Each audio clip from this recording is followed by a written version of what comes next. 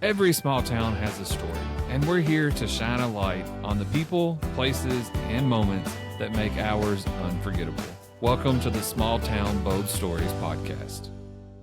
Noel and Callie, thank you all so much for coming on the podcast. Why don't you introduce yourself and we can kind of talk about what's going on with FFA and some exciting events coming up.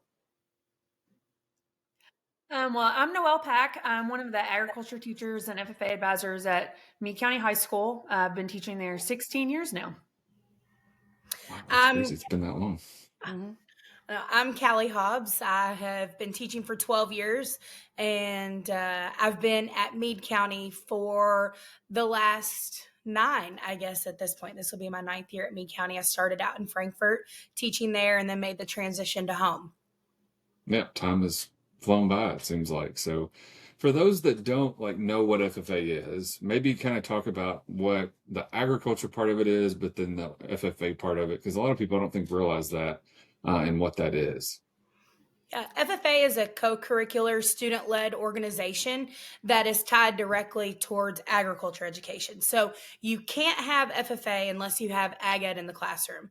And if you have ag ed, you have FFA. So it's co-curricular, which means it's designed to flow into the curriculum that we teach. So students have the opportunity to compete in various competitions, hold various leadership opportunities, but really we kind of pride ourselves on the premier leadership, personal growth, and career success side of it when it comes time to incorporating it together. That's what a lot of people I don't think realize too, is it's so big on leadership. Go ahead, Noel. I was just going to say the agriculture aspect, as far as we're concerned, we teach 3 different pathways. We've seen a big transition from just talking and teaching about production agriculture to, Callie teaches both horticulture and agribusiness, and then I teach our animal science pathway. So trying to reach all students and their interests and put them in those high demand pathways where they'll find success after high school. Exactly. And so many of those contests are helping students get ready for things after high school. So parliamentary procedure when I was in high school was a big one. And I still use that today. And it drives me crazy when people don't know how to run a meeting and they're grown adults. And I'm just sitting there wanting to pound my head against the wall. But, there's that skill. There's the public speaking skills that so many kids, are so scared to get in front of a classroom full of kids. But before you know it, they're standing in front of huge groups and audiences speaking to people. So it's really coaching them and helping, giving them those skills that you all do in and out of the classroom with agriculture and FFA. Yeah, when you look at the statistics, I think it's 10% of jobs have a tie back to being in the agriculture sector. So, a lot of people, they kind of overlook careers in ag and, there's really not that many. There is. And I think that, when it comes time for it, even if we have kids that don't go back to the ag field, we have kids that are going into leadership positions and they're so much more prepared. It's really funny when you talk to our kids who are in college and they have a public speaking class and they're like, the professor came to us and was like, you did so good. How did you get good at talking? And they're like, well, my advisors pushed me to do this contest. So just kind of seeing it come full circle is really cool. Yeah. And as agriculture gets more technology based on the production side, there's so many opportunities there for kids as well. Even if they didn't think that was something they wanted to do, there's such a need there. Yeah, we have a student, and he's actually family too, but Dylan Hobbs, he is doing drones right now for agriculture. So he sprays and applies all kinds of stuff and cover crop. And he just actually went this past week and got his FAA license. So when you stop and you see that so kind of legal thing, now. Yeah. So when you stop and awesome. see this kind of thing happening, it's unfolding right before us. And the technology side has just boomed in the last 10, 15 years. Yeah. And I think for a lot of people that don't realize, they think of FFA as the future farmers of America, but it's so much more than that, even though the name has been changed for 40 plus years, I think now. Yeah, it changed in 1988. So, it's still a common misconception. People don't know what FFA means unless you say Future Farmers of America. But really it's, when we look at our own classes, we don't have that many kids that come from farming backgrounds anymore. It's a kind of a dying breed. And but, we are blessed to still have the production kids we do have, but, it's definitely the FFA has changed in lots of ways, but especially in that one. Yeah. But the organization has kind of grown to meet that need too, to For kind sure. of They broaden the base. they've really diversified in the contests that they offer and the opportunities to travel and the areas you can speak in. They've really branched out in order to reach kids who enjoy research or working for someone or whatever it might be. They've really branched out in order to captivate all of those kids. Sure. So, on that note, every February there's National FFA Week, and that is coming up. So, why don't we talk about like the history behind that and what you all kind of do locally, and then there's a big event that's coming up as well that we want to talk about. Yeah, National FFA Week is a week of celebration, and it's a week where we really get to celebrate our FFA members. We get to celebrate agriculture, and we get to celebrate education.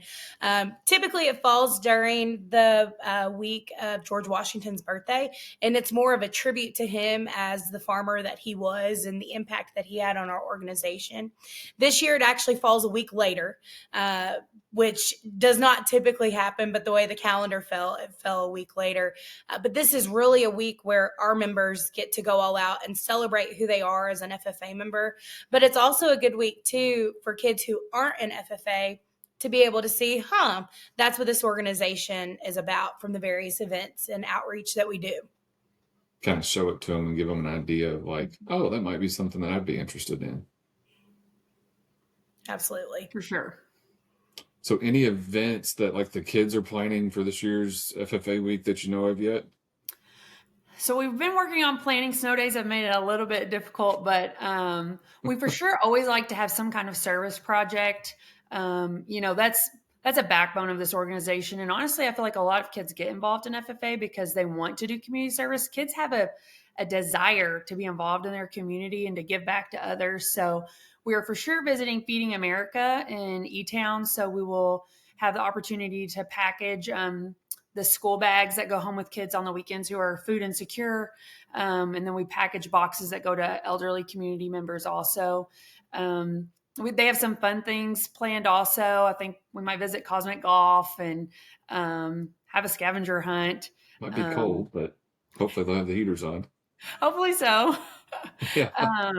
But it's just, we really try to have lots of things for the kids to do that week to keep them involved and show them like, this is a reason we're here. We're here together to celebrate this wonderful organization that, for almost the last 100 years has given us so many opportunities. So National FFA Week is by far, I feel like, one of our favorites of the year.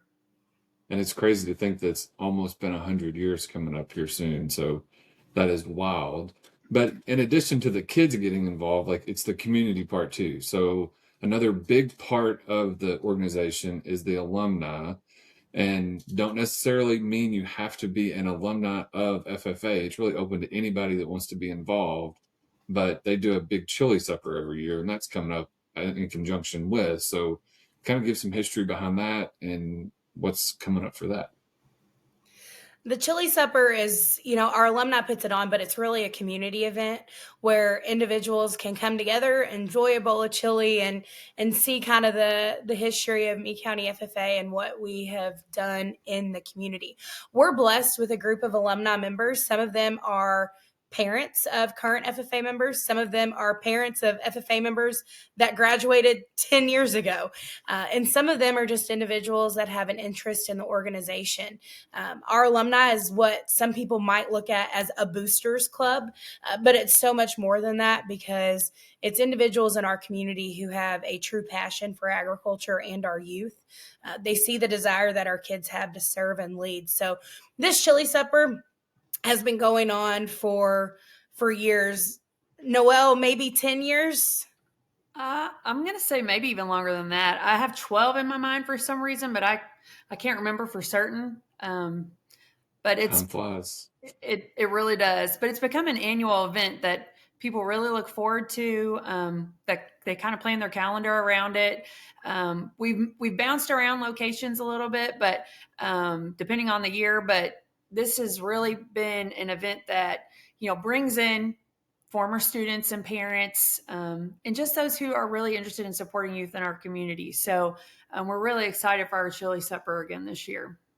Yeah. So it's taking place on February 16th at the College and Career Center, correct? Yes. It is. Yeah. We'll be back at MC4 this year. It starts at 5 o'clock. Stoll's Country Store is going to make the chili this year. So we're really excited because I have no doubt it's going to be delicious.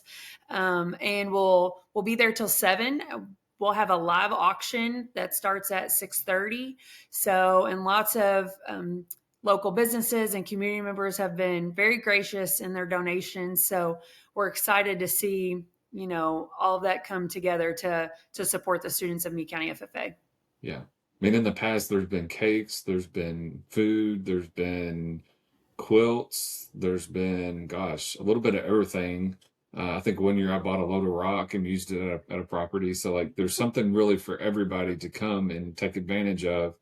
But that's what I like about it is there's so many people that don't have direct ties to FFA, but they donate to it or they support the cause, and that's what's so great.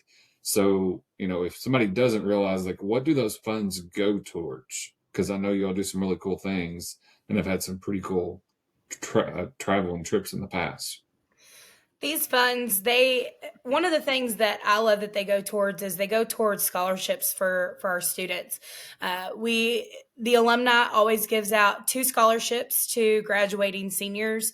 In addition to that, those scholarships that are given out also are given out in the form of SAE grants. So students that are in FFA have a supervised agriculture experience, which is a project that they work on throughout their high school career, from maybe working on a farm, maybe owning their own livestock, or maybe it's a research project. They have the opportunity to apply for a grant, and the alumni awards $500 grants to these students who need this money to help build their SAEs.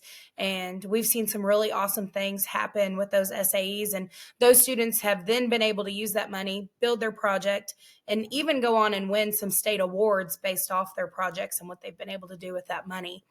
In addition, our alumni has done a great job of sponsoring kiddos to go to FFA camp. They've sponsored them to go to our national and our state convention as well, in addition to some other travels that we've done. So I'll let Noel kind of talk about some of those. So, starting in 2012, we started attending the Washington Leadership Conference, which is a conference that National FFA puts on for students to go to Washington, D.C. So the alumni supported that trip when we went on that. After COVID, we kind of switched gears and we wanted to branch out from that conference and find other ways to help our students grow in their agriculture knowledge and give them different opportunities to travel while doing community service and those kinds of things. So in 2023, I don't remember. 3. We traveled to Yellowstone National Park in the Grand Tetons for, I don't know, it's probably our trip of a lifetime, really. We took 8 students out there and they got to do community service in Yellowstone National Park. They chopped wood in a recreational area there, which was great and dangerous for all of us. I'm sure a waiver was involved.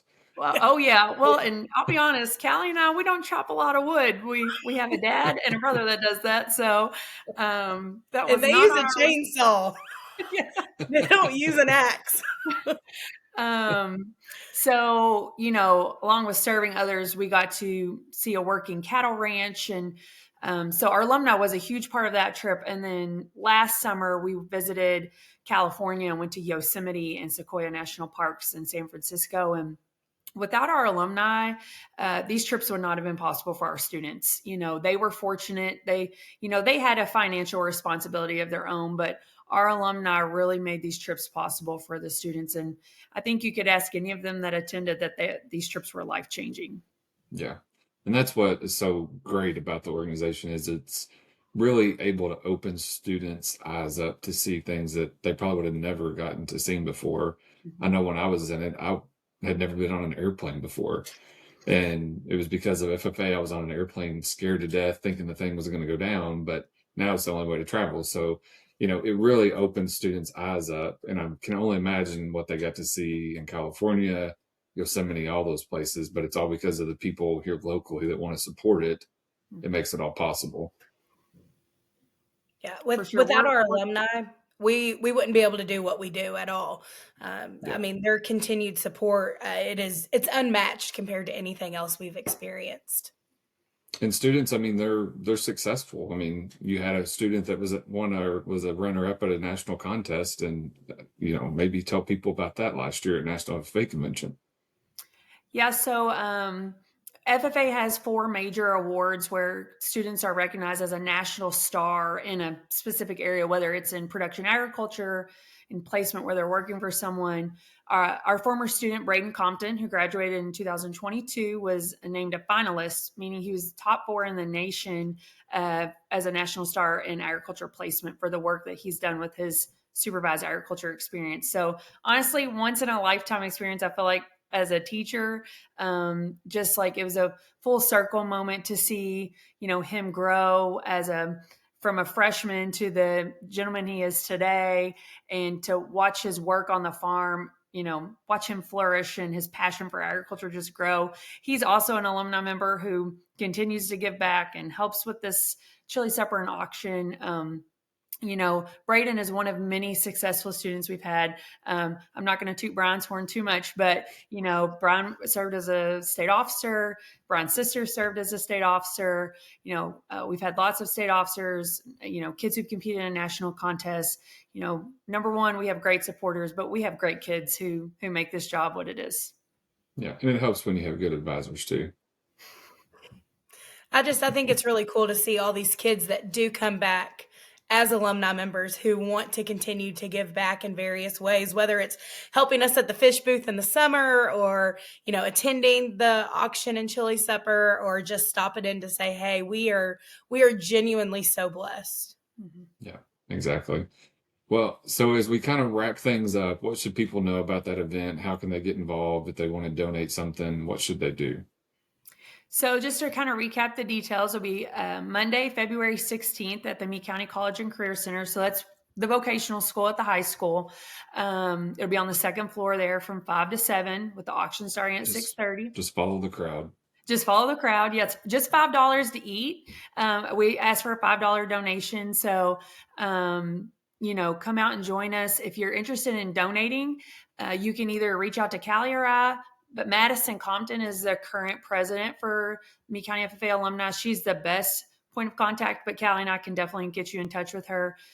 She's done a great job of coordinating this event again this year. So, we just hope everybody comes out and has a great time.